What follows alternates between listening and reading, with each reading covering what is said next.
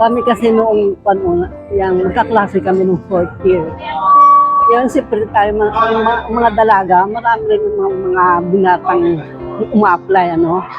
Ngayon, siyempre, ako, bilang babae, ako na hindi lang na maaga sa nanay, iniisip ko rin yung kung ano ang pinakamabuti.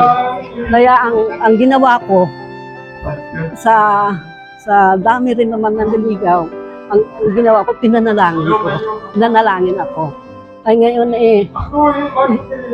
noong bago kami mag-graduate ng 4th year high school, ayun, binigyan ko siya ng hope para kahit kami magkalayo, ang aming usapan, kahit magkalayo kami, wala kaming communication, ang relation namin ay tuloy-tuloy.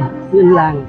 Pagkatapos noon, after 6 years na nakita uli kami, ay yung parents niya naghiling na magpakasal na kami.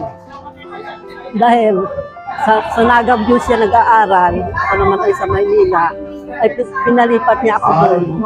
Kaya noong sabi, nahihirapan sila kasi kukunin ako dito sa Mindoro,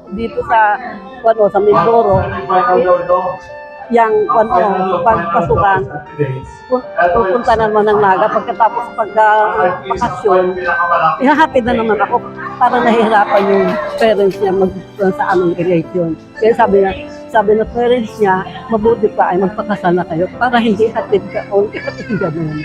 Kaya at patuloy kami, pinanalangin namin sa Panginoon. Nung kami kinasal, dahil nagpasok pa kami pagdating namin sa Nagabyo, hindi kami nagsama.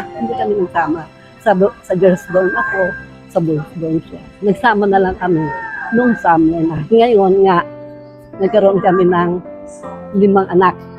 Ayun. At magpapasalamat ako sa Panginoon na dumating sa amin ang ganito kahaba na regalo sa amin ng Panginoon.